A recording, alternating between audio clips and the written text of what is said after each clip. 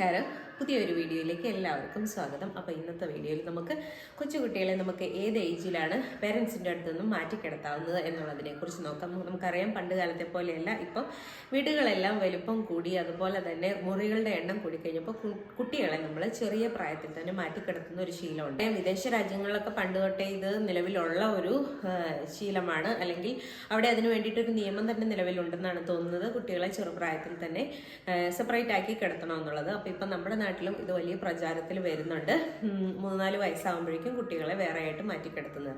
അപ്പോൾ പീഡിയാട്രീഷ്യന്മാർ അതുപോലെ തന്നെ സ്ലീപ്പ് ട്രെയിനിങ്ങിൻ്റെ കാര്യത്തിൽ റിസർച്ച് ഒക്കെ നടത്തുന്നവർ പഠനങ്ങൾ നടത്തിയിട്ട് കണ്ടെത്തിയിരിക്കുന്നതെന്ന് പറഞ്ഞിട്ടുണ്ടെങ്കിൽ 7 വയസ്സ് വരെ കുട്ടികളെ പേരൻസിൻ്റെ കൂടെ തന്നെ കിടത്തണം എന്നാണ്. കാരണം എന്താണെന്ന് വെച്ചാൽ അതിന് റീസണും പറയുന്നുണ്ട് കേട്ടോ. റീസൺ എന്താണെന്ന് വെച്ചിട്ടുണ്ടെങ്കിൽ നമ്മുടെ കുട്ടികളുടെ ചെറിയ ചെറിയ മാക്രോ ന്യൂറോൺസ്, അതായത് തീരെ ചെറിയ ന്യൂറോൺസ് വരെ വളർച്ച, അതായത് മെച്യൂരിറ്റി എത്തുന്നതെന്ന് പറയുന്നത് ഈ ഒരു 7 വയസ്സാവുന്ന സമയത്താണ്. അതുവരെ അവർ ഉറങ്ങിക്കഴിഞ്ഞാൽ അവരുടെ സബ് കോൺഷ്യസ് മൈൻഡ് ഇങ്ങനെ പ്രവർത്തിച്ചുകൊണ്ടേയിരിക്കും. അപ്പോൾ കുട്ടികൾ ഒറ്റയ്ക്ക് കിടക്കുമ്പോൾ എപ്പോഴും ഉള്ളിലൊരു പേടി ഉണ്ടാവുമല്ലോ. ഇവിടെ എൻ്റെ മോനൊക്കെ ഉണ്ട് കേട്ടോ. ഒറ്റയ്ക്കെല്ലാം കിടക്കുന്നത്, നമ്മുടെ കൂടെ തന്നെയാണ് കിടക്കുന്നത്. എന്നാൽ പോലും ആള് അറ്റത്ത് കിടക്കുമ്പോൾ തന്നെ അവന് ഉള്ളിൽ ചെറിയ പേടിയൊക്കെ ഉണ്ട്.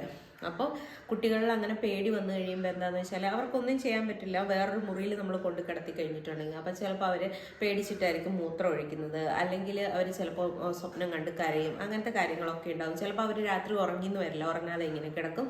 അങ്ങനത്തെ കുറേ പ്രോബ്ലംസ് വരും. പിന്നെ ഇതെല്ലാം കൂടെ അകത്ത് കിടന്നിട്ട് അവരുടെ ക്യാരക്ടർ ഫോർമേഷൻ തന്നെ ചേഞ്ച് ആകുന്നു, അല്ലെങ്കിൽ അത് വേറെ രീതിയിൽ ഫിസിയോളജിക്കൽ എന്താ പറയുക, അവർക്കൊരു ട്രോമയായിട്ട് മാറുന്നു എന്നാണ് പറയുന്നത്. മെൻ്റൽ ട്രോമ ഓൾറെഡി വരും, അത് കൂടാതെ ഫിസിയോളജിക്കലി ചില ഹെൽത്ത് ഇഷ്യൂസ് ഒക്കെ വരുന്നു എന്നാണ് പഠനങ്ങൾ ഇപ്പോൾ തെളിയിക്കുന്നത്. അതുകൊണ്ട് തന്നെ നമ്മൾ കുട്ടികളെ അറ്റ്ലീസ്റ്റ് 7 വയസ്സ് വരെയെങ്കിലും നമ്മുടെ കൂടെ തന്നെ കിടത്തി ശീലിപ്പിക്കുക. പേരൻസിൻ്റെ, അച്ഛൻ്റെ അടുത്താവാം, അമ്മയുടെ അടുത്താവാം. അപ്പം നമുക്കറിയാം, കുഞ്ഞുങ്ങളൊക്കെ കിടന്നു കഴിഞ്ഞിട്ട് അവർ ചിലപ്പോൾ രാത്രിയിൽ എന്തിനെങ്കിലും ഒന്ന് കരയോ അല്ലെങ്കിൽ ഉണർന്നു കഴിയുകയോ ചെയ്യുമ്പോൾ നമ്മൾ അപ്പം തന്നെ തട്ടി അവരെ ഉറക്കുമ്പോഴേക്കും അവർക്ക് ആ ഒരു സെക്യൂരിറ്റി ഫീലിംഗ് കിട്ടുന്നു. അപ്പോൾ കുട്ടികൾ വീണ്ടും ഉറക്കത്തിലേക്ക് പോകുന്നല്ലോ.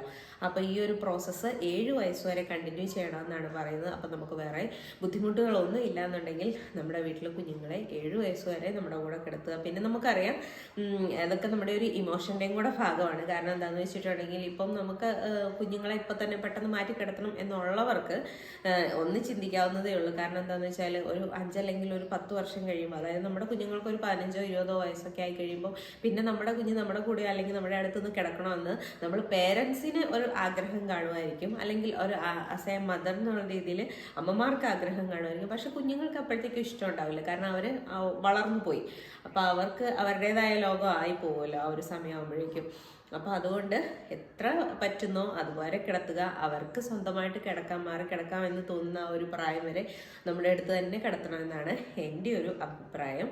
അപ്പോൾ ഇതാണ് പഠനങ്ങളിൽ നിന്നുള്ള ഒരു റിപ്പോർട്ട്. അപ്പോൾ ഈ ഒരു കാര്യം ഷെയർ ചെയ്യാൻ വേണ്ടിയിട്ടാണ്. നമുക്ക് വേറൊരു വീഡിയോയിൽ വീണ്ടും കാണാം. അതുവരെ എല്ലാവർക്കും നന്ദി. Take care.